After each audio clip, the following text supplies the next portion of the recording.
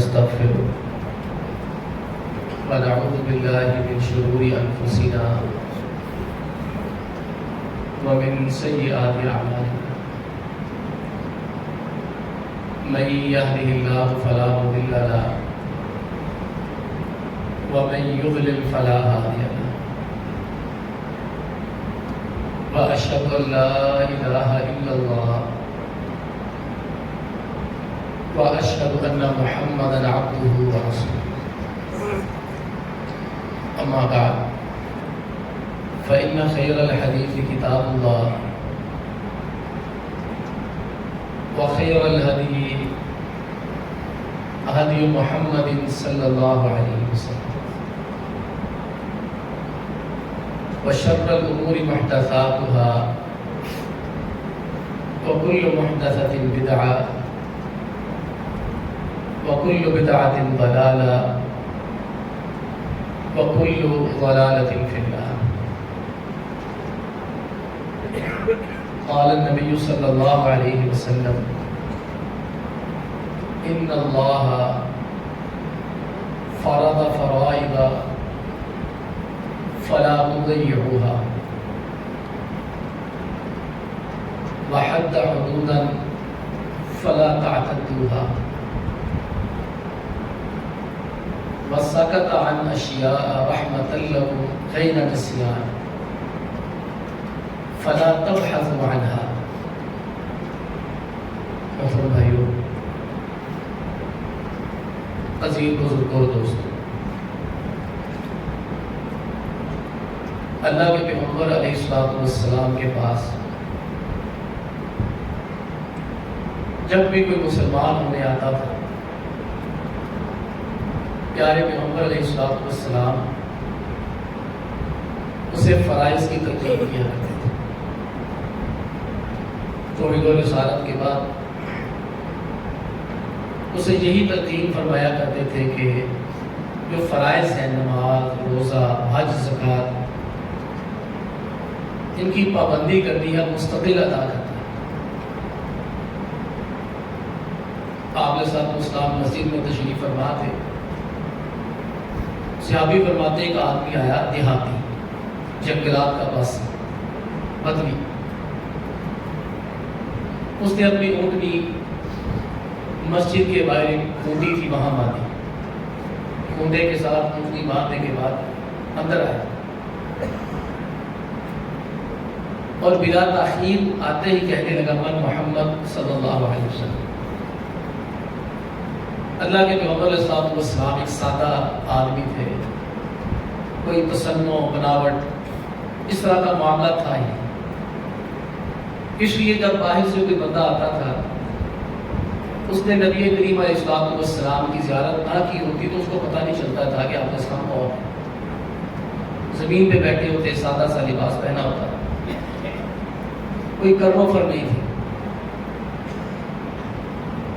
اس نے پوچھنا تھا محمد کریم صلی اللہ علیہ وسلم کون ہے؟ اللہ کے نبی صلی اللہ علیہ وسلم میں آنا، میں اس نے فوراً اگلا سوال کیا، یا متدعو،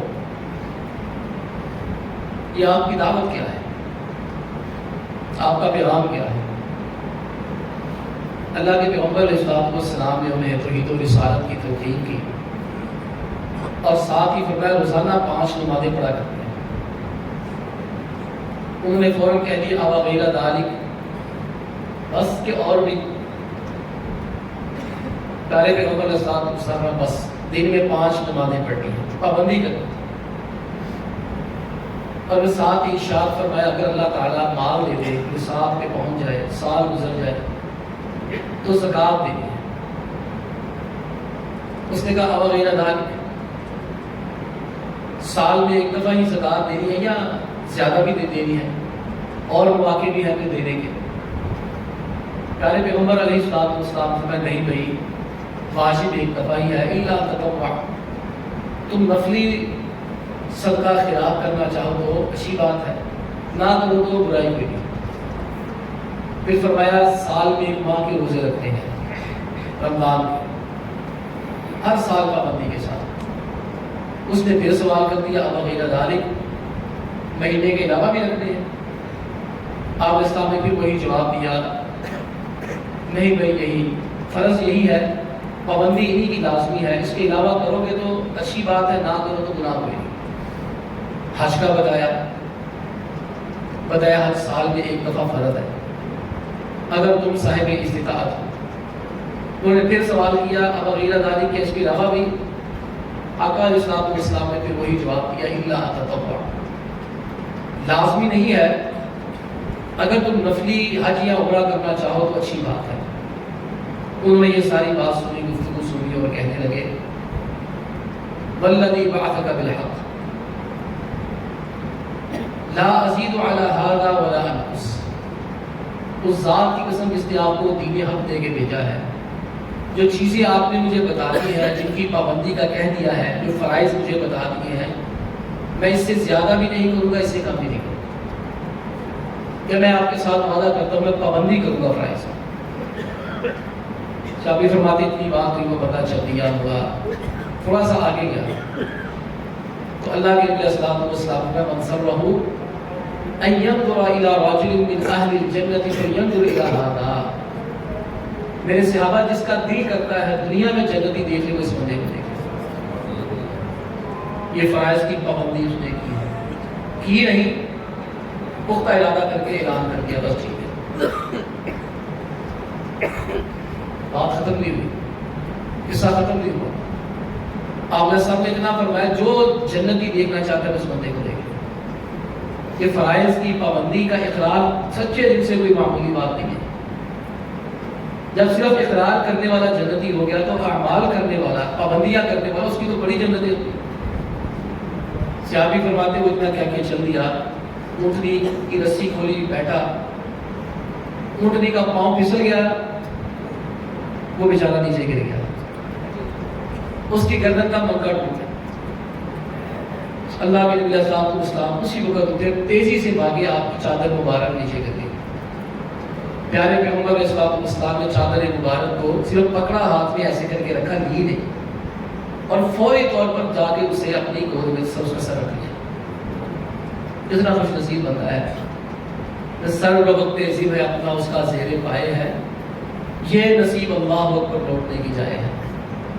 کتنا خوش نصیب شخص ہے کہ اللہ کے نبی علیہ السلام کی گود میں اس کی آخری سانسیں چل رہی ہیں۔ پیارے پیغمبر علیہ السلام اس کے چہرے کو دیکھ رہے ہیں بڑے غور سے۔ صحابہ فرماتے بس ختم، فوت ہو گئے، منکا ہی ٹوٹ گیا، بات ہی ختم ہو گئی۔ بعد میں صحابہ کرام رضی اللہ تعالی عنہ نے پوچھا اللہ کے نبی علیہ السلام جب وہ شخص گرا تھا آپ اتنی تیزی سے اس کی جانب کیوں بھاگے تھے، اور جب وہ گر گئے ہیں ان کا سانس اکھڑ رہا تھا، دم نکل رہا تھا، آپ نے اپنی گود میں اس کا سر رکھا، غور سے کیوں دیکھ رہے تھے اس کے چہرے کی جانب؟ اللہ کے نبی السلام نے پیچھے کیا فرمایا تھا، جو جنتی دیکھنا چاہتا ہے اسے دیکھ لے۔ اللہ کے نبی السلام نے فرمایا میں نے اس کا سر گود میں اس لیے رکھا اور میں غور غور سے اس کا چہرہ اس لیے دیکھ رہا تھا، اللہ مجھے دکھا رہا تھا جنت کے فرشتے اس کے منہ میں جنت کے پھل ڈال رہے تھے۔ آپ کو سمجھ گئے؟ یہ فرائض کا اقرار سچے دل سے بھی کیا نہیں ہے، کرنے کا موقع نہیں مل سکا اس نے سچے دل سے اقرار کیا کہ بس ختم۔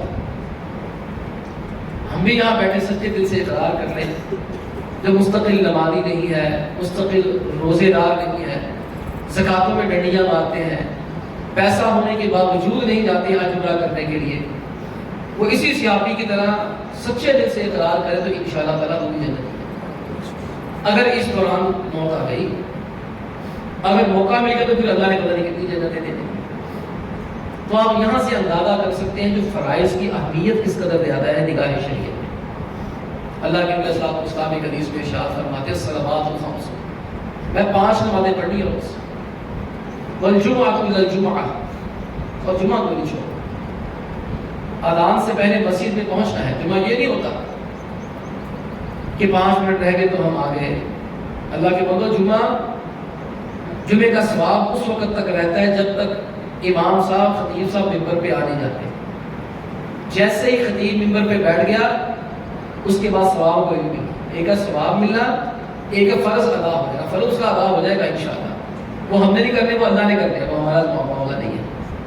لیکن اصل شریعت کی روشنی میں پتہ چلتا ہے، حدیث کی روشنی میں، جیسے ہی خطیب صاحب السلام علیکم کہہ کے ممبر پہ بیٹھتے ہیں، فرشتے جو رجسٹر لے کے مسجد کے گیٹ پہ بیٹھے ہوتے ہیں، نام لکھ رہے ہوتے ہیں، آ گیا آ گیا آ گیا، وہ بند کر دیتے ہیں، پھر اس کے بعد کسی کا نام نہیں لکھا جاتا، پھر وہ حاضری ہوتی ہے، حضوری بھی ہوتی ہے۔ تو اللہ کے نبی اسلام فرماتے ہیں 5 وقت کی مستقل نمازیں پڑھنا اور جمعے سے جمعے تک پابندی کرنا، جمعے سے پہلے آنا، ورمضان الی رمضان، اور جتنی اللہ توفیق دے ہر سال رمضان کے روزے رکھنا، مکفرات ما بینہن اذا اجتنبت الکبائر، میں جو بندہ یہ 3 کام کرے، روزانہ 5 نمازیں پڑھے اور ہمیشہ امام کے آنے، خطیب کے آنے سے پہلے مسجد کے جمعے کے روز پہنچ جائے، ہر سال ماہ رمضان کے روزے مکمل رکھ لیتا ہے، میں پورا سال اس کے جتنے بھی گناہ ہوتے ہیں، کبیرہ گناہوں کے علاوہ جتنے بھی صغیرہ گناہ ہوتے ہیں، یہ پابندی کرنا اس کے تمام گناہوں کا کفارہ بن جاتا ہے۔ اس سے میں صرف یہی عرض کرنا چاہتا ہوں کہ دیکھیں فرائض کی پابندی جو حدیث میں نے شروع میں پڑھی، اس میں بھی نبی کریم صلی اللہ علیہ وسلم نے یہی حکم ارشاد فرمایا، ان اللہ فرض فرائض فلا تضيعوها، میرے صحابہ اللہ تعالیٰ نے کچھ فرائض مقرر کر دیے ہیں، کچھ فریضے عائد کر دیے ہیں، فلا تضيعوها، انہیں تم نے ضائع نہیں کرنا، ان کی پابندی کرنا۔ پابندی کرنے کا فائدہ تمہیں ہی ہے۔ مثلا نماز آپ دیکھ لیں، اب نماز میں کس قدر سستی ہو گئی ہے، مسجد خواہاں کی نماز ہی نہ رہے۔ پہلے تو ہم کسی دور میں، ہمارے بچپن میں ہم یہ کہہ دیا کرتے تھے کہ رمضانی آ گئے، اب تو ہم یہ صورتحال ہے، تو یہ بھی نہیں کہہ سکتے کہ رمضان میں لوگ نمازیں پڑھنے آ جاتے ہیں۔ پہلے تو ہم یہ دیکھتے تھے ماشاءاللہ مسجدیں فل ہوتی تھی پہلے دن سے لے کے آخر دن تک۔ اب یہاں جو ہے وہ ابتدائی 2-3 دنوں کے اندر کچھ رش رہتا ہے، یا پھر جہاں کھانے پینے کا بندوبست ہوتا ہے تراویح کے بعد وہاں کوئی رش ہو جاتا ہے، جہاں ختم قرآن ہوتا ہے وہاں لوگ حضرات چلے جاتے ہیں۔ نہیں، جانا کوئی برا نہیں ہے، مطلب فائدہ بھی اٹھائے، کھانا بھی کھائے، ثواب بھی حاصل کرے، لیکن ہم یہ غور کریں کہ اب صورتحال بدل گئی ہے، اب نمازوں کی پابندی ہی صرف ہم لے لیں۔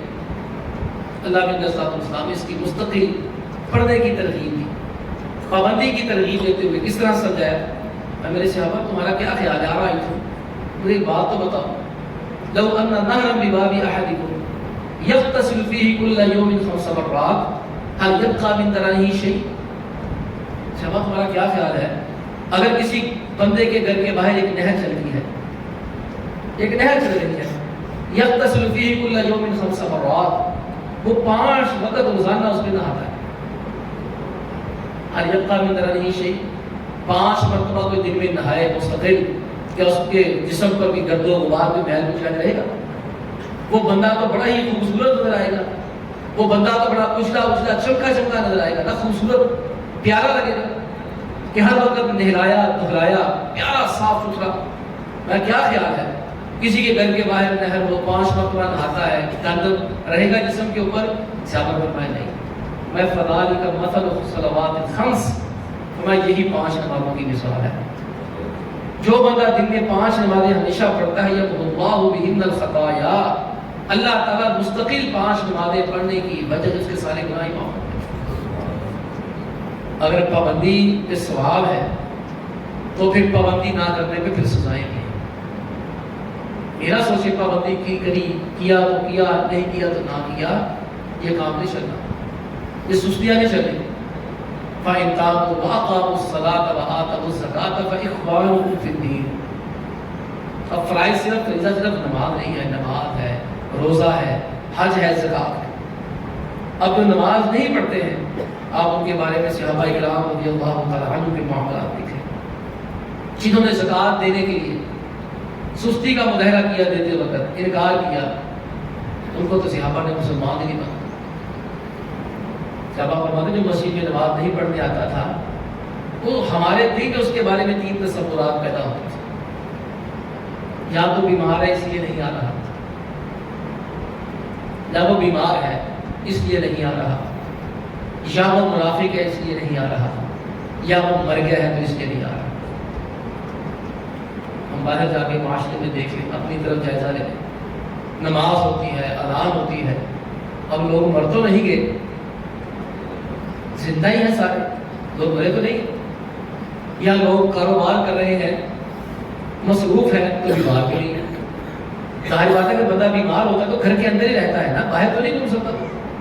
اب نہ جو باہر لوگ گھوم رہے ہیں, نمازیں نہیں پڑھنے آتے, ہمارے ہی دوست ہیں, ہمارے ہی بھائی ہیں, تو صحابہ کے فتوے کی روشنی میں کیا ہوئے جب وہ بیمار بھی نظر نہ آئے, جب وہ بندہ بیمار بھی نہیں ہے, بندہ مرا ہوا بھی نہیں ہے, تو صحابہ فرماتے ہیں ہم تجھے کہتے ہیں یہ بندہ پکا ہوا منافق ہو گیا. اور زکوٰۃ دینے کا نہ دینے کا انجام کیا ہو. اور صدیق رضی اللہ تعالیٰ عنہ نے جب آپ صاحب اسلام کا انتقال ہو گیا تو لوگ مرتد کچھ ہوئے. کچھ وہ لوگ تھے جو مفادات کے لیے مسلمان ہوئے, کچھ لوگ جو ڈر کے بھی ہوئے تھے آخر میں, کچھ لوگ وہ تھے جو مسلمان ہوئے تھے, اسلام دین میں پختہ نہیں ہوا تھا, تربیت رہتی تھی ان کی نا, بھی تربیت نہیں ہوئی تھی, بس آئے تھے مسلمان ہو کے چلے گئے. کچھ لوگوں کے دلوں پہ نا زکوٰۃ بڑی گران ہو گئی. وہ کہیں گے نماز بھی پڑھیں گے, روزہ بھی رکھیں گے, حج بھی کریں گے, زکوٰۃ. اب دیکھیں صحابہ کرام رضی اللہ تعالیٰ عنہ کا ان کے ساتھ آپ معاملہ دیکھیں. اب ایک طرف مسلمہ کذاب بھی ہے, بہت بڑا فتنہ ہے, دوسری جانب روم کے ساتھ جنگ بھی ہے. جناب اسامہ بن زید رضی اللہ عنہ کو بھیج دیا گیا, اور بھی کئی مسائل صحابہ کرام کے لیے کھڑے ہو گئے, اور بھی کئی قسم کے قبائل کھڑے ہو گئے, پریشانی ہو گئی. اب اپنے گھر کے بندے جو تھے وہ کہتے ہیں ہمیں زکوٰۃ دے دیں. آج بھی آپ کو معاشرے میں بے شمار لوگ ایسے مل جائیں گے جو کہیں گے بھائی زکوٰۃ علماء نے خود بنائی ہے, انہیں اپنے کھاندے باندھے لائے, کوئی ہم پاگل ہیں, ہمارا دماغ خراب ہے, کھانے کے بہانے لگائیں گے, ہمیں کیا ضرورت پڑی ہوئی ہے. یہ تو کوئی بات نہ ہوئی. جس کا شریعت کا جس چیز کو چھوڑنے کو دل کرے گا وہ آگے سے یہی کہے گا مولوی ہم بھی بنائیں گے. مولوی کو مجھے ہمیں ضرورت کیا پڑی یہ کام کرنے کی, اللہ کے بتاؤ اور فکر کرو ہمیں اس سے ملتا کیا ہے. یا تو یہ ساری چیزیں بتانے کے بعد کوئی بڑا ہمارا بینک بیلنس ہو جائے, ہماری موٹیاں ہو جائیں, ہماری گاڑیاں ہو جائیں, دولت کی ریل پیل ہو جائے, 20-20 25-25 گارڈ ہمارے ساتھ ہوں, پھر تو کوئی بندہ کہتا اچھا بھی لگتا ہے کہ انہوں نے اپنے کھانے پینے کے ڈر بنائے ہوئے. یہ تھوڑے سے کھانے پینے کے لیے کوئی ایسا نہیں کرتا, اللہ معاف فرمائے. اب کتنے لوگ ہیں وہ کہتے ہیں چونکہ قرآن پاک میں زکوٰۃ کا حکم واضح موجود ہے لہٰذا ہم نے زکوٰۃ نہیں کی. یہ وہی لوگ تھے اس دور میں. کہتے دیکھیں جی قرآن پاک کی آیت ہے خذ من اموالہم صدقۃ تطہرھم وتزکیھم بہا وصلی علیہم. خذ من اموالہم صدقہ. کہتے دیکھیں اس آیت میں اللہ کے نبی علیہ الصلوۃ والسلام کو ڈائریکٹ مخاطب کر کے کہا گیا ہے کہ زکوٰۃ آپ نے لینی ہے. چونکہ اب اللہ کے نبی علیہ الصلوۃ والسلام حیات نہیں ہے, زندہ نہیں ہے, تو زکوٰۃ کا حکم ختم ہو گیا. اب معاشرے میں لوگ کتنی جو ہے وہ الٹی حرکتیں کر, جب زکوٰۃیں واجب ہوتی ہیں, اچھا آج دیتے ہیں, کل دیتے ہیں, پرسوں دیتے ہیں, ترسوں دیتے ہیں, اچھا تلاش کر کے دیتے ہیں, بدلہ نہیں مل رہا. ایسی باتیں نہیں ہیں. آج کل کے دور میں مہنگائی اور مشکلات کے دور میں اللہ معاف میں بندہ نہیں ملتا. جو لوگوں کے حالات ہو گئے ہیں اس مہنگائی کے عذاب جو کمر توڑ, اب بھی کوئی یہ کہے کہ مجھے بندے نہیں مل رہے ہیں تو کتنی افسوس اور دکھ کی بات ہے. پھر نتیجہ کیا نکلتا ہے, وقت گزرتا ہے, پھر سوالات کرتے ہیں مولانا ہم نے 10 سال زکوٰۃ نہیں دی, ہم کیا کریں, ہم نے 15 سال سے زکوٰۃ نہیں دی, ہم کیا کریں. اب بتائیں اس کا ہم حل کیا نکالیں. اب زکوٰۃ تو ہر سال دینی, اب اس کے اوپر اتنے سال کی زکوٰۃ تو لگنی جس کے اتنے سال کی وہ دے رہا. ٹھیک ہے, بات اس کی صورتحال سامنے رکھی جاتی ہے, اس کے ظاہر مالی معاملات سامنے رکھے جاتے ہیں, اسے یہی عام طور پر کہہ دیتے کہ سچے دل سے توبہ کرو. پہلے تو توبہ کرو اللہ سے, اور دوسرا جتنی دے سکتے اتنی تو ابھی دونوں باہر آ, جتنی تمہارے پاس نکلتی ہے سالوں کی پہلے اتنی تو نکالو, اور باقی آہستہ آہستہ کر کے دیتے جانا.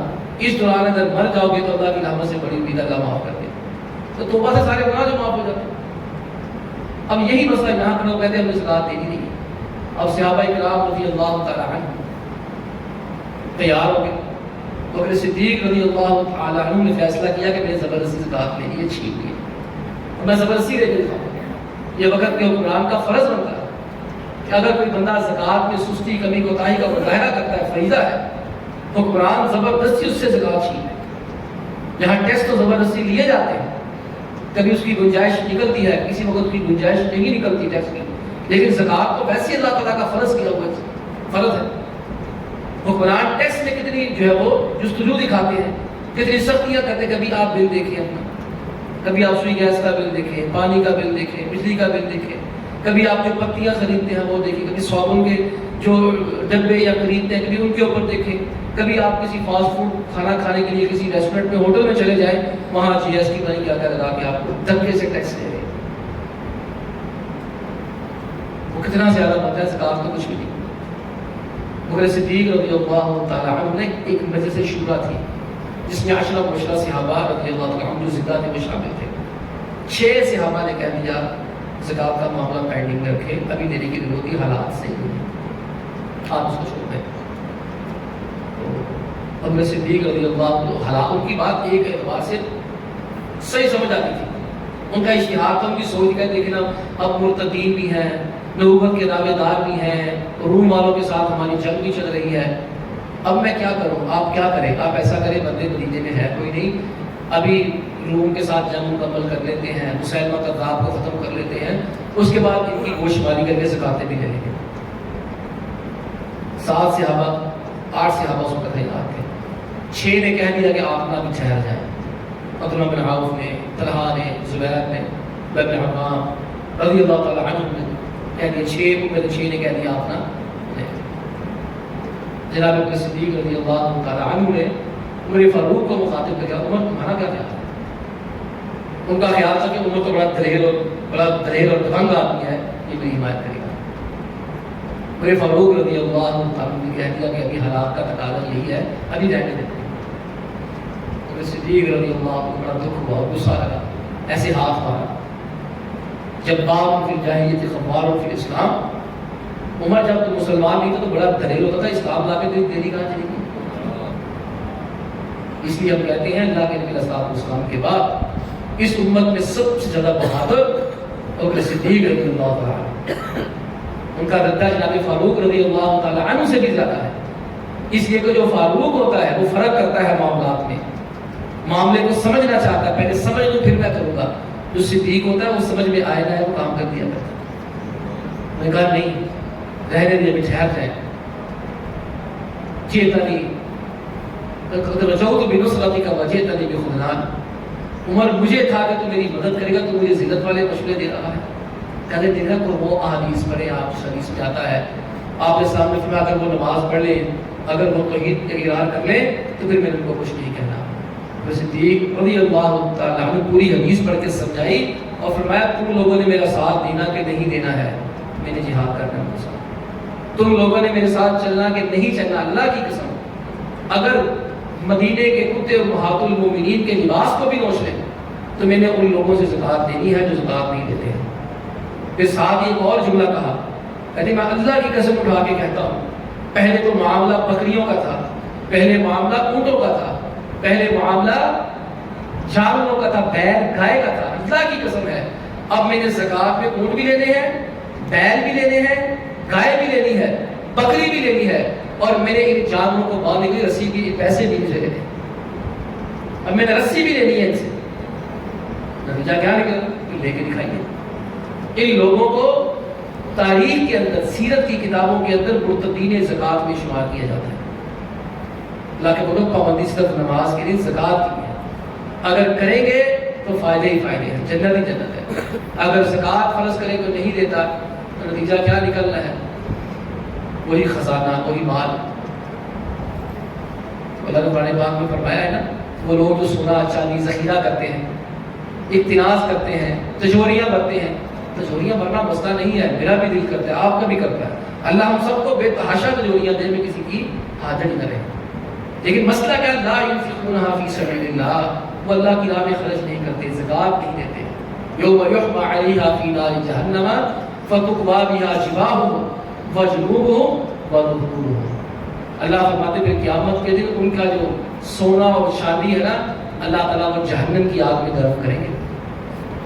دنیا کی آگ میں گرم نہیں کرنا، اللہ جہنم کی آگ میں اس کو گرم کریں گے۔ جہنم کی آگ، جہنم کوئی معمولی چیز نہیں ہے۔ اس وقت جہنم کی کیفیت جو پتہ چلتی ہے صحیح مسلم کی روایت سے کہ جہنم کی 70,000 رسیاں ہیں، کنٹرول میں نہیں آ رہی، اور ہر رسی کو 70,000 فرشتے نے پکڑا ہوا ہے۔ 4 ارب 90 کروڑ فرشتہ جہنم کی رسیاں پکڑ کے بیٹھا ہوا ہے، کھڑا ہے، اس کو کنٹرول میں جہنم نہیں آ رہی۔ اس जहन्नम की आग अपने आप से आवाज आ रही, अकल नफ्सी बअदी बाबा, ये सर्दी बड़ी होगी। एक दफा सहाबा परेशान की सर्दी बहुत होगी, खैर है इस साल सर्दी बड़ी, इस साल गर्मी बड़ी लोग कहते। आप फरमाए जहन्नम अपने आप से आवाज आ रहे हैं, उताई हुई है, इतनी तभी जवाब है। वो कहती या अल्लाह हमारी आग एक जो खाई जा रही है। फ़आल रहा बिनफ़सई, अल्लाह ने जो जहन्नम को कहा ठीक है तुम 2 सांस ले लिया करो, बस 2 दफा जहन्नम साल में कर दी। नफ़सुन फ़िस्सैफ़ि व नफ़सुन फ़िश्शिता, एक सांस वो सर्दी में लेती है करती है और एक दफा गर्मी में करती है। वह पूरी दुनिया के अंदर जब सर्दी की लहर दौड़ती है ना, वो जहन्नम की एक सांस ली जा सकती है। अब उस जहन्नम के अंदर वो सोना चांदी गर्म किया जाएगा। फतुकवा बिहा जिबाहुहुम, इसी पैसे को संभाल के मेकअप शेकअप करवाते थे ना, अब अल्लाह ताला उसी चेहरे के ऊपर जहन्नम की ना प्लेटें गरम गरम करके लगाएंगे। वजनूबुहुम, उनके पूरे जिस्म के ऊपर इस्त्रियां की जाएगी। और वज़हूरुहुम वजनूबुहुम वज़हूरुहुम, उनकी कमर पीछे पूरा जिस्म उस आग के साथ डाला जाएगा और साथ कहा जाएगा हादा मा कनज़्तुम ली अनफुसिकुम, अच्छा यही खजाना संभाल रखते थे ना, फज़ूक़ू मा कुंतुम तक़िदून, अब इसके जरा मजे तो चखो। दुनिया में तो किसी को देते नहीं थे, अब हम तुम्हारी ज़कात सारी हम निकालते हैं। तो इसकी पाबंदी करने पे जहाँ अजर और सवाब है फ़राइज़ पे, वहाँ ना छोड़ने पे सज़ाएं और फ़ायदे बड़े। इसके फ़ायदे हैं, अमाले सालिह की पाबंदी के फ़ायदे बड़े हैं, फ़राइज़ की पाबंदी के फ़ायदे बड़े हैं। अल्लाह के नबी सल्लल्लाहु अलैहि वसल्लम से किसी ने पूछा था अय्युल अमली अहब्बु इलल्लाह, अल्लाह को कौन सा अमल बहुत ज़्यादा प्यारा और महबूब लगता है, जिससे अल्लाह खुश होते हैं। आका अलैहिस्सलाम ने फरमाया अदवमुहु व इन अल्लाह, अमल खा तुम थोड़ा ही करो लेकिन करना मुस्तकिल मिजाजी के साथ। अब अल्लाह को ये थोड़ा अमल और मुस्तकिल मिजाजी के साथ किया हुआ अमल क्यों पसंद है? अल्लाह ने बताओ, वो पंजाबी में कहते 4 दिन शो मोड़ कुत्ते ही मोड़। और जो बंदा रमजान के अंदर बड़ा जोश से कुरान एक दफा पढ़ लेता है पूरा, चले वो 2 दफा पढ़ लेता है, चले वो 3 दफा पढ़ लेता है। लेकिन जो मुस्तकिल मिजाज है, जो रमजान में हर महीने एक कुरान पढ़ता है, एक बंदा कहे डिंगियां मारे मैंने इस रमजान में 2 कुरान पढ़े हैं, अच्छी बात है, 4 भी पढ़ने चाहिए। मैंने इस रमजान में 4 पढ़ लिए हैं, मैंने 5 पढ़ लिए हैं। लेकिन एक बंदा पूरे 12 महीने हर साल हर रोज एक पारा पढ़ता है, वो आगे है कि जो एक दफा पढ़ने वाला आगे। ये कहता है मैं रोजाना रमजान में 3-3 पारे पढ़ता रहा हूँ, अल्हम्दुलिल्लाह, अल्लाह और तो भी। लेकिन एक बंदा वो कहता है भाई मैंने रमजान में तो खैर एक ही पढ़ा था, 2 ही पढ़े थे, लेकिन मैं हर रोज एक पारा पढ़ता हूँ। इसने पूरे साल में पढ़े 3 पारे, उसने पूरे साल में पढ़े 15 पारे। इसलिए अल्लाह ताला को पाबंदियां पसंद है, मुस्तकिल मिजाजी इसीलिए पसंद है। जो मुस्तकिल मिजाजी से काम करता है, चाहे वो कछुए की रफ्तार से करे, वो जीत जाया करता है, वो आगे निकल जाया करता है। और जिसकी तबीयत में मुस्तकिल मिजाजी नहीं होती, पाबंदी नहीं करता, वो बंदा बहुत पीछे रह जाता है। अल्लाह ताला की मोहब्बत हासिल होती है। और जब अल्लाह ताला एक हदीस में अल्लाह ताला फरमाते हैं, जिसे कुर्सी है, अल्लाह ताला ने पहले फ़राइज़ की ना अहमियत को उजागर की, उसके बाद अल्लाह ताला ने नवाफिल की पाबंदी, उसके बारे में इशारा फरमाया। हदीस कुर्सी में अल्लाह फरमाते हैं मा यज़ालु अब्दी यतक़र्रबु इलैया बिन नवाफिल, कि मेरा बंदा नफली इबादत मुस्तकिल करता है हत्ता कि उसे मेरा क़ुर्ब हासिल हो जाता है। फ़इज़ा अत्ता उहिब्बहु, यहाँ तक कि मैं उससे मोहब्बत करना शुरू कर देता हूँ। फ़इज़ा अहबब्तुहु कुन्तु समअहु अल्लज़ी यस्मअु बिही, अल्लाह फरमाते हैं जब मैं उससे मोहब्बत करता हूँ उसके कान मैं बन जाता हूँ। वयुब्सिरुहु बियदिही अल्लती यब्तिशु बिहा, अल्लाह फरमाते उसके हाथ मैं बन जाता हूँ। वरिजलहु अल्लती यमशी बिहा, उसके पाँव मैं बन जाता हूँ। वला इन इस्तआज़नी लउईदन्ना वला इन सअलनी लउतियन्ना, अल्लाह फरमाते ये मुस्तकिल काम करने वाला मुझसे जो मांगे मैं उसे दे दूंगा। वला इन इस्तआज़नी लउईदन्ना, अल्लाह फरमाते ये मुस्तकिल काम करने वाला पूरी दुनिया इसके मुखालिफ हो जाए, मुझे एक दफा कहते या अल्लाह मुझे इसकी शर से बचा, मैं उसको बचा भी देता हूँ। अब अल्लाह हाथ बन जाते हैं, अल्लाह पाँव बन जाते हैं, अल्लाह आंखें बन जाते हैं, अल्लाह कान बन जाते हैं, झेड़ के वो बंदा अल्लाह हो जाता है। मुराद इसकी ये है कि अल्लाह उसकी तबीयत ऐसी बना देते हैं मुस्तकिल मिजाजी की वजह से, वो सिर्फ वही देखते हैं जो अल्लाह से दिखाना चाहता है। اس کے کانوں میں برائی جاتی ہی نہیں ہے، اس کے کانوں میں جاتی ہی اچھائی ہے، اس کے ہاتھ کسی بری چیز کو پکڑتے ہی نہیں، اس کے ہاتھ ہمیشہ اچھی چیز کو پکڑتے ہیں، اس کے پاؤں برائیوں کی جانب نہیں جاتے، اس کے پاؤں اچھائیوں کی جانب جاتے ہیں۔ تو یہ پہلا فائدہ ہے مستقل عمل کرنے کا، اللہ سبحانہ و تعالیٰ کی محبت نصیب ہوتی ہے۔ اور دوسرا فائدہ، ہمارے جو فرائض ہیں ان کے اندر جو کمی اور کوتاہی رہ جائے گی، ظاہر بات ہے ہم میں سے کوئی مکمل نہیں ہے۔ ہم نے جو ابھی نماز پڑھی ہے، آپ غور فرمائیں تھوڑا سا، ابھی ہم نے نماز پڑھی ظہر کی، ہم نے سلام پھیرنے کے بعد کیا کہا؟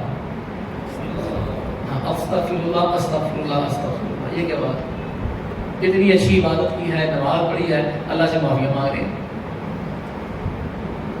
اکثر جو نیک اعمال ہے نا، ان کے بعد استغفار آتا ہے۔ ذرا آپ نے وضو کیا، آپ نے وضو کیا ظہر کا، اور میں دعا میں کیا پڑھا؟ اللہم اجعلنی من التوابین، یا اللہ مجھے ان لوگوں میں بنا دے جو بڑی توبہ کرتے ہیں۔ بھئی یہ کیا بات ہوئی ہے؟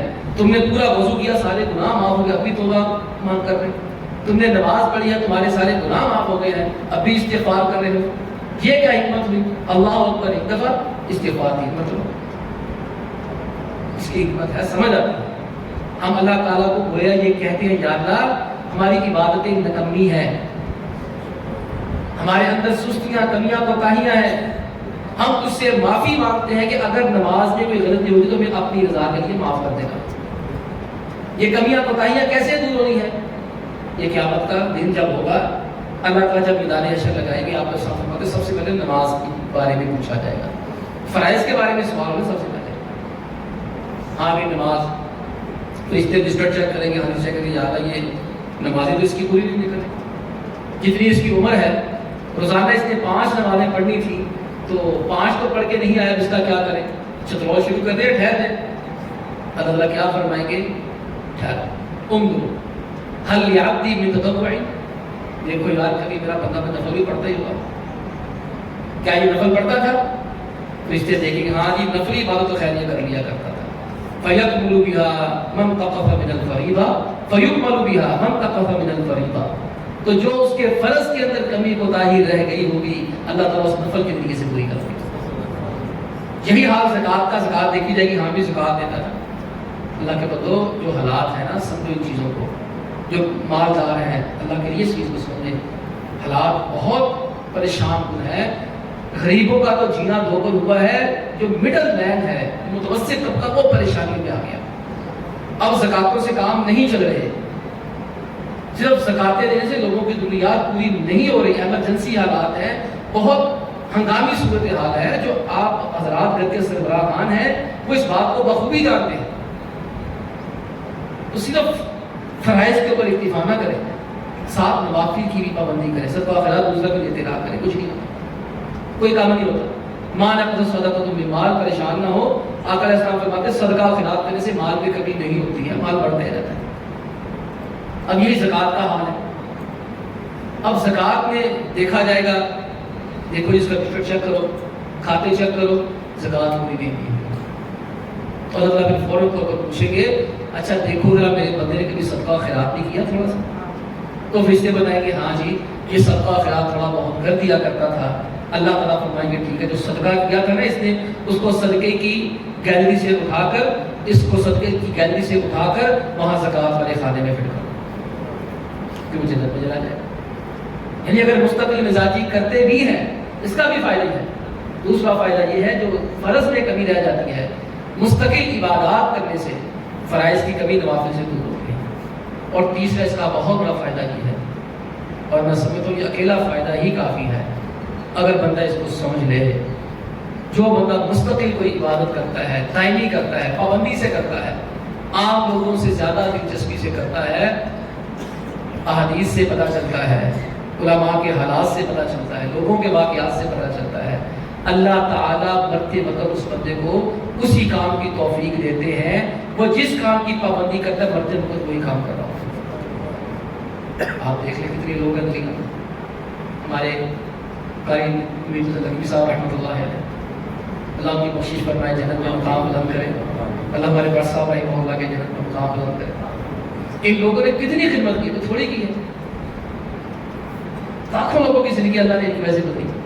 ہمارے قاری صاحب رحمہ اللہ ساری زندگی قرآن پڑھا، ساری زندگی قرآن پڑھایا، بادشاہ مزاج آدمی تھے تاکہ کوشش کرنا، ساری زندگی قرآن پڑھا، 40-45 سال قرآن ہی پڑھایا، قرآن ہی پڑھایا۔ اب دیکھ لیں موت کیسی آئی۔ ادھر قرآن پڑھ کے آ رہے تھے، راستے میں جا رہے ہیں تو یہ آگے بھی قرآن سنانے جا رہے تھے، ادھر بھی قرآن پڑھ کے آ رہے ہیں، قرآن کی آیتیں بڑی شاندار پڑھ رہے تھے کہ قرآن کی آیتوں کا ترجمہ وسیق الذین اتقوا ربہم الی الجنۃ زمرا، اور جو متقی لوگ ہیں اللہ ان کو جملوں کی شکل میں، گروہوں کی شکل میں جنت میں لے کے جائے گا۔ حتی اذا جاء وفتحت ابوابها، جب جنت کے قریب پہنچیں گے دروازے کھول دیے جائیں گے، قال لهم خزنتها سلام علیکم طبتم فادخلوها خالدین، جنت کے جو داروغے ہیں، چوکیدار ہیں، السلام علیکم حضرت آئے تشریف لے، ہمیشہ اس میں آپ کو رہتا ہے۔ اب دیکھیں کتنی خوش نصیبی کی بات ہے۔ آقا علیہ الصلوۃ والسلام کی ایک صحابی، وہ جناب والا وہ عمرہ حج کرنے کے لیے، عمرہ حج میں شاید میں بھول رہا ہوں، سیدھا یاد نہیں آ رہا، لبیک لبیک اللہم لبیک کہہ رہے ہیں، اونٹنی پہ سوار ہیں، احرام بندھا ہوا ہے، پاؤں سلپ ہوا اونٹنی کا، گر گئے، فوت ہو گئے۔ اب دفن کرنے کی باری تھی، اب جو بندہ مر جاتا ہے اسے کیا کیا جاتا ہے؟ اس کو کفن دیا جاتا ہے، اس کو جو ہے وہ نہلایا جاتا ہے، سر چھپایا جاتا ہے۔ تو آپ نے کیا فرمایا؟ اس کو نہلانا بھی نہیں ہے، اس کو کفنانا بھی نہیں ہے، اس کو ننگے سر دفن کرو۔ یبعث یوم القیامۃ ملبیا، یہ تلبیہ پڑھتے ہوئے مرا ہے، قیامت کے دن اپنی قبر سے اٹھے گا تو تلبیہ کرتے ہوئے اٹھے گا۔ شہید کے بارے میں کیا فرمایا؟ جو شہید فی المعرکہ کا ہے، اس کے جواب فرمایا وہ جب شہید ہو جاتا ہے قیامت کے دن انہی زخموں میں اٹھے گا، انہی زخموں میں جب اٹھے گا، لونہ لون الدم، اس کے خون کا رنگ تو خون جیسا لال سرخ ہوگا، ریحہ ریح المسک، لیکن اس کے خون سے لوگوں کو خوشبو کستوری کی آئے گئے۔ یہ کیا ہے؟ جو بندہ جو کام مستقل کرتا ہے، جو مستقل کام کرتا ہے نا، اس کا فائدہ یہ بہت بڑا ہوتا ہے۔ اللہ تعالیٰ کو جب وہ پسند آ جاتا ہے، اللہ تعالیٰ اسے موت بھی اسی کام کو کرتے ہوئے عنایت کرتا ہے۔ آپ کتنے لوگوں کے بارے میں سنتے ہیں، یار وہ ہر وقت مسیطے بیٹھا کرتے، مسیطے ہی مر گیا، یار وہ بڑے بڑے لمبے سہجے کرتے، سہجے ہی مر گیا۔ یہ واقعہ جو میں آپ کو گزار کرنے لگ رہا ہوں، سچا بات۔ یہ ڈاکٹر معادل تنگی سعودی عرب کے بہت بڑے ہارٹ اسپیشلسٹ ہیں اور عالم دین بھی ہیں۔ میں نے ان کی زبانی خود ان کے سامنے بیٹھ کر لیکچر سنا تھا۔ اس لیکچر کا عنوان یہ تھا قلبی القرآن، کہ قرآن سے جتنا ہو سکتا ہے تعلق پیدا کرے، زیادہ سے زیادہ پڑھے۔ انہیں اپنی زندگی کا ایک واقعہ سنایا، کہتے میری عادت تھی جب بھی میرے پاس کوئی مریض آتا تھا مجھے پتا چل جائے کہ یہ مرنے والا، اندازہ ہو جاتا ہے ڈاکٹر، تو میں اس کے بڑا صاحب کہتے اس کو کلمہ پڑھا دو یا خود پڑھا لیتا۔ کہتے ایک بڑی شریف فیملی آئی، ان کا والد تھا بڑا بزرگ، آج پتہ لگ گیا کہ مرنے والا ہے۔ کہتے میں ان کے جو ہے وہ بچوں کے پاس گیا، میں نے کہا آپ کے باپ کی چند گنے ہیں، یہ کلمہ پڑھا دے جا کر۔ بچے کہتے رو دیے، کہتے ہمارا باپ بہت اچھا آدمی تھا، ہمارے لوگ حوصلہ نہیں، کیا آپ پڑھا دیں؟ کہ جب میں اندر گیا بندہ مرا ہوا، بندہ مرا ہوا ہے۔ مصیبت یہ ہے کہ مشین بتا رہی ہے کہ بندہ مر گیا ہے، جو مشین لگائی جاتی ہے اسے کیا کہتے ہیں؟ کچھ کہتے ہیں اسے، یعنی کیا کسی کو پتا اس کا نام؟ جی وینٹیلیٹر لگایا ہوا اس کو کہتے ہیں۔ وینٹیلیٹر کی نا جب آپ کو پتا جب مریض زندہ ہوتا ہے تو وہ نا اس کی لائنیں سیدھی نہیں ہوتی، ٹیڑھی میڑھی آتی ہیں۔ جب بندہ مر جاتا ہے وہ ڈیڈ ہو جاتا ہے، وہ لائنیں اتنی کی آواز آتی ہے، لائن سیدھی ہو جاتی ہے۔ کہتے میں نے اس کو پکڑا، اس کا سانس چیک کیا، بند ہے، نفس بند ہے، دل پہ ہاتھ رکھا، دل چل رہا ہے، میں بڑا پریشان ہو گیا۔ میں نے کہا شاید مشین خراب ہے۔ کہتے میں نے دوسرا وینٹیلیٹر منگوایا، اب وہ بھی بتایا کہ بندہ مر گیا، دل اس کا چل رہا ہے، چل رہا ہے، چل رہا ہے، چل رہا ہے۔ کہتے تیسرا وینٹیلیٹر منگوایا، کہتے میں پریشان ہو گیا، اب طبی اعتبار سے یہ بندہ مر چکا ہے، روحانی اعتبار سے زندہ ہے، دنیاوی اعتبار سے وہ ختم ہے، ہر چیز ختم ہو چکی ہے، دل اس کا دھڑک رہا ہے۔ لیکن میں سوچ کے اس نتیجے میں پہنچا اس بندے کا کوئی کام ادھورا رہ گیا، اس کی دھڑکن کہیں کہ میرا وہ کام پورا کرو تاکہ میں نہیں بند ہو جاؤں۔ ڈاکٹر صاحب کہتے ہیں ان کے بچوں کے پاس گیا، میں نے کہا تمہارا باپ کوئی نیک کام کرتا تھا؟ بہت زیادہ۔ اس نے کہا ہمارے باپ کی روٹین تھی، سفر میں ہوتا، گھر ہوتا، بیمار ہوتا، تندرست ہوتا، جب تک قرآن کے 5 پارے نہیں پڑھتا وہ سوتا نہیں تھا۔ کہتے کہ اس کے بچوں کا جاؤ اس کا سامان کرا دیکھو قرآن پاک پڑھا ہوا ہے؟ کہتے ہاں پڑھا ہوا ہے۔ کہتے قرآن پاک لے کر آئے، اب دیکھنا قرآن پاک میں ماشاء اللہ پہلے لوگوں میں نا عمل بہت تھا، علم بہت تھوڑا تھا، اب علم بہت زیادہ، عمل بہت کم ہو گیا۔ پہلے بابے بزرگ مائیں اتنے عمل کیا کرتی تھی، انگلیاں پھیر کے سطح کے سائے میں دیکھ رہا، جب پڑھنا بند ہو جاتا تھا ایسی خواب خواہ انگلیاں پھیرتے رہتے تھے۔ کئی پرانی مائیاں ملتی ہے، کوئی چیز چاہیے، پتر موٹا قرآن لے آتے، دلچسپی ہے نا، تو کہتے ہیں وہ میں نے کہا قرآن لے کر آؤ، قرآن لایا تو 15 پارے پڑے ہوتے، کہتے دوبارہ مشینیں لگائی، میرے کو بچوں کا کہ باپ کے پاس بیٹھ کے قرآن پڑھنا شروع کر دیا، کہتے جیسے ہی قرآن پڑھنا شروع کیا اس کے دل کی درد اور تیز ہوگی، اور جیسے ہی کہتے ہیں جہاں تک پہنچے من الجنۃ والناس، ادھر جو ہے وہ قرآن پاک ختم ہوا ہے تو اس کے دل کی درد بھی بات ہوئی۔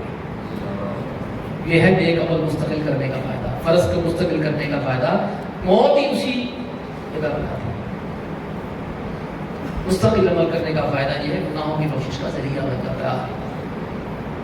اللہ کے پیغمبر علیہ السلام نے فرمایا ایک آدمی تھا، اس کی عادت تھی کان یداعی الناس، جس نے پیسے مانگ لیے اس نے نکال نہیں کرنا، اس نے نکال کے دے دینا، اچھا منگے گا یا اچھا وصولی کے وقت اس کی طبیعت کیا تھی، یقول لفتاہ، اپنے بچوں کو اپنے نوکروں کو جب بھیجتا نا مجھے اکثر کہہ دیا کرتا اذا اتیت محسنا فتجاوز عنہ، اور یاد جب لینے جاؤ نا پیسے تو جتنا بھی کسی سے لینا ہونا جتنی دیر چپ کر کے رکھنا، لڑائی نہ کرنا، نہیں کرنا، اور اگر کوئی کہہ دے نا میرے پاس نہیں ہے تو کہ ٹھیک ہے جب معافی دے۔ اس کی یہ عادت تھی، حدیث میں تھا کان کا لفظ جب کسی چیز پہ آ جاتا ہے اس کا مطلب مستقل یہ کام ہے، اس کی عادت ہی ہے۔ لوگوں نے پوچھا آپ پاگل ہیں، یہ کیا کرتے ہیں؟ آپ نے عجیب کام پکڑا، بولی جو مانگنے آتا دے دیتے، اور جو کہتا ہے میرے پاس نہیں ہے آپ کہتے ہیں ٹھیک ہے نہ ذکر بڑا کراؤ گے۔ اسے کہ جملہ کہا لعل اللہ یتجاوز عنا، یار آج ہم لوگوں کو معاف کریں گے نا، کیا پتہ کل اللہ ہمیں بھی معاف کرے۔ ایسا ہی تو ہے، آپ جیسا فرماتے وہ مر گیا، اللہ کی حضور پیش ہوا، نامہ اعمال میں نیکی کم نکل گئی، اب جنت میں نہیں وہ جہنم میں جاتا تھا۔ اللہ کے حضور پیش ہوا، اللہ نے پوچھا ہاں بھائی کوئی نیکی؟ کہتے یا اللہ کوئی، اللہ کہا یاد کر لو شاید کوئی نیکی، شاید تیرے خیال کے مطابق تیری کوئی نیکی ہو، کوئی ایسی چیز ہو جو تو نیکی سمجھتا ہو۔ اس نے کہا ہاں اللہ تعالیٰ میری ایک عادت تھی، میری طبیعت اور مزاج تھا، میں لوگوں کو ادھار بہت دیتا تھا، اور جو مانگتا میں دیتا تھا، اگر کوئی نہ دے سکتا میں ویسے ہی معاف کر دیتا تھا۔ اللہ نے پوچھا کس لیے کرتا تھا یہ معاف کرتا تھا؟ اسے یا اللہ اس امید میں معاف کرتا تھا کل کو تیری عدالت میں پھنسوں گا، کیا پتہ تو بھی مجھے معاف کر دے۔ اللہ نے فرشتوں کو فرمایا تجاوز عن عبدی، میرے اس بندے کو معاف کر کے جنت عطا کر۔ یہ ہے مستقل گزاری کا فائدہ۔ لہٰذا میں بھی آپ بھی ہم سب کوشش کریں، جو اہمیت جو پابندی ہم نے رمضان میں کی ہے، نماز میں، روزے میں، صدقات و خیرات میں، اس کے علاوہ قرآن پاک کی قراءت میں، ہم اس کو مکمل طور پر کوشش کر کے مستقل حصہ بنے اپنی ذات کا، زندگی کا۔ اللہ تعالیٰ کہنے والے کو اور سننے والوں کو عمل کرنے کی توفیق عطا فرمائے۔ وآخر دعوانا الحمد للہ رب العالمین۔